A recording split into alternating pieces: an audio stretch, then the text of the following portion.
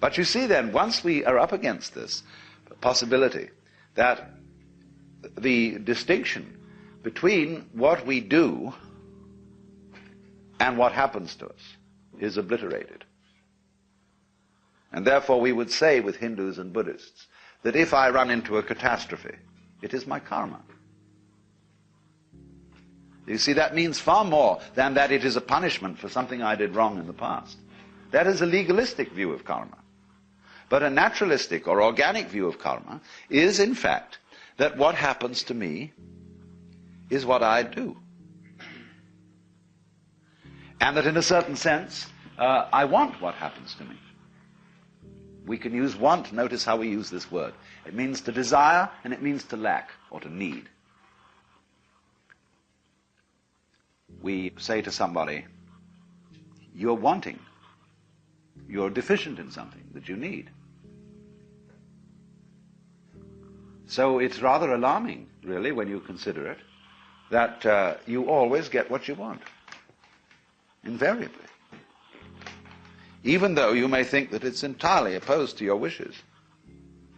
But if it's your karma, everything that happens to you, put in another way, everything that comes to you is a return to you of what goes out of you.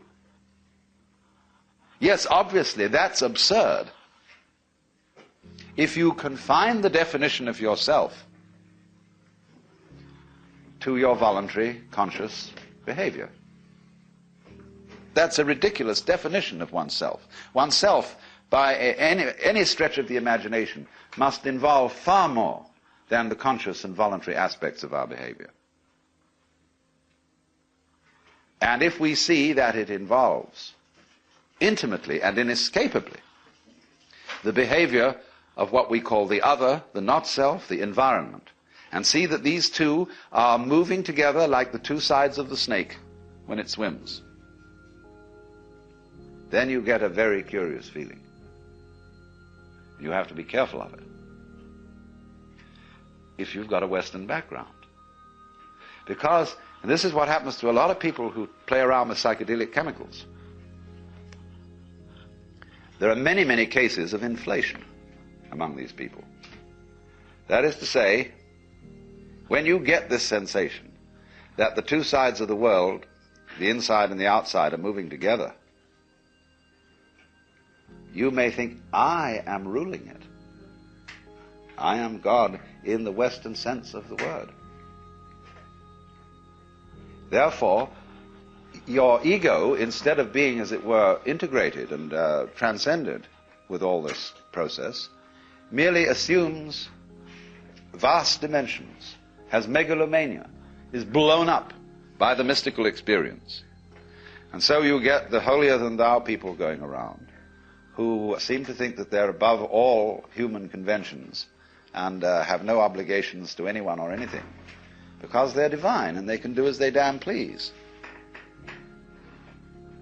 What they haven't realized is that doing as you will isn't a new kind of behavior that you suddenly put on and say, from now on I'm going to go around doing as I will. You have to realize first that that's what you've always been doing.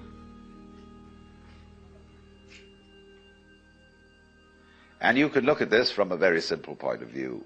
It's not a complete point of view. But you can say, well, now what about the people who did good and who did the things that they didn't want to do? You know, everybody's mother said to us, darling, sometimes we have to do things we don't like. Well, what about that? Well, you can always say, the kid obeyed the mother and did the thing that it didn't like because that was the better part of wisdom. In other words, if it hadn't done that, something worse would have happened. And we choose the lesser of two evils. And when you find yourself in a situation where you have to choose the lesser of two evils, then you say, I want out of here. And you take the easiest way. You take the line of least resistance. So that's your doing. Now, you can pursue that more profoundly when you stop thinking about human behavior as something that responds to the compulsion of an environment. And you can get out of that when you see the behavior of the environment as an essential aspect of you. So it isn't, as it were, the environment starting something, which you are therefore compelled to follow. It's the whole system moving together. So then, you get in the state of liberated or mystical consciousness, you very often feel that a hill is lifting you up as you walk up it. The ground seems to heave beneath your feet, and up you go. And you get this strange feeling of lightness, of effortlessness. Walking on air, never a care, you know. This wonderful sense that there are no obstructions anywhere. There's nothing, as it were, banging you and making you do that. It all flows together. And that's a very common sense. You are actually, in that state of consciousness, you are perceiving the goings-on, the Tao, the course of nature, in the way it's happening. But in the ordinary way, you've been conditioned to resist it, to fight it, and to use those sensations of resistance to create a sensory basis for what you describe as the ego. The ego, in practice, is a sense of strain. When you are aware of I, you are aware of a basic discomfort, which is located basically between the eyes, somewhere in here, a sort of tightness. Also, it's in other centers too. It's in the solar plexus, and there are various physical centers, in other words, where this constant tension or resistance against it is going on. And that's what you feel when you talk about I. When that tension ceases, you discover immediately that the separate ego has disappeared, and that what I refers to is simply the total panorama of experience, everything that's happening. That's I. And obviously I don't know all of it, because I can't inspect all of it with my radar, with my conscious attention. That would be a ridiculous undertaking, to know everything in that sense. We know it in a much better way, as we know how to grow hair and open and close our hands. So, this point of view can be understood if we clarify the initial problems we have about it. And I suppose the first problem is, if we accept the notion that everything that happens to us is our own karma, our own doing, then we have to be very careful of, shall we say, the devil of omnipotence, of inflation, of feeling that your ego is what is in control of all this. And the second thing is, if you think then that everything that happens to everybody is what they really want to happen, then you can absolve yourself from any qualms about being unkind to someone, because you could say, well, the unkindness I did you was what you really wanted, wasn't it? You know that business about the responsibility of the person who gets murdered for getting murdered? There is a curious sense in which a lot of people go around looking for trouble. Freud pointed out quite correctly the psychology of accident-prone individuals. They seem to be attracting trouble like lights attract moths. And we're all doing that, but we manage to remain unconscious of it, so that we can praise and blame and play the game which says, that's not my fault, that's your fault. And so we go around apportioning faults to everybody. Because if we're going to apportion praise for what the good things people do, you can't make praise mean anything unless you also go around blaming. Praise and blame go together. Supposing everybody was acting in a praiseworthy way, and we praised everybody for everything, they'd get tired of it. They wouldn't even notice it anymore. So long as you're going to get a kick out of being praised, you've got to go around blaming too. It's very simple. But if you see the folly of that praising and blaming are just creating each other, then you don't praise and you don't blame. You just dig the whole thing. And that's why when we encounter very great sages, you never hear them blame people, and they very rarely praise anyone.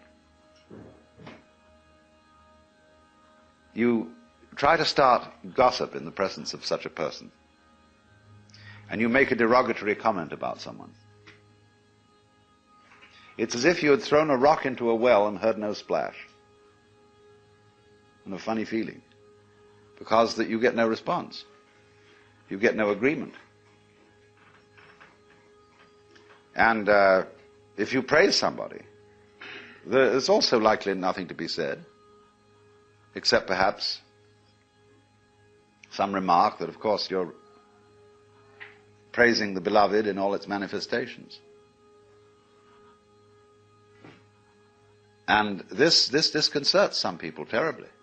I've always noticed that real sages never gossip, never criticize persons. And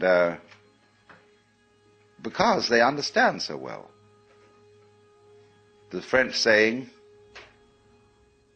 tout comprendre, c'est tout pardonner, to understand all is to forgive all, is so true if you are experienced in just the ordinary way of dealing with human problems. If you've been a counselor or psychotherapist or minister or anything like that, you very soon get to realize how vastly complicated people are, and to see that they really are in the messes they're in, not because of anything, but that's the way it is.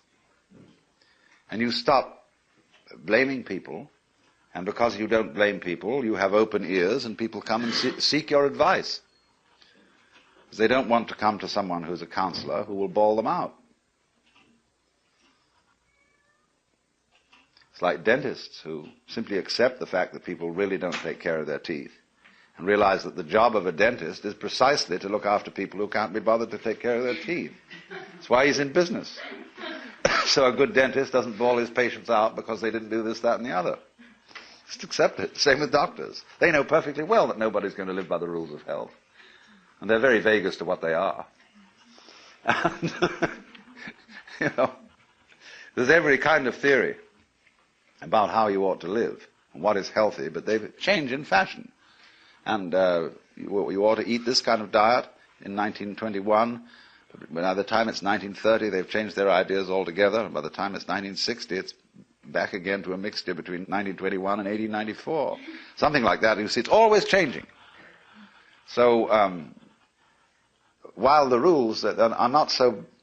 You see, if they were all absurd, it would be easy. But they're not all absurd. There's some truth in it, always. But nobody's ever quite sure. So the function of healers and doctors and so on is just to do what can be done to stop the mess getting too messy. And they must accept it as that. That's their job. If I were healthy, say to the doctor, I wouldn't need you. So you're in business.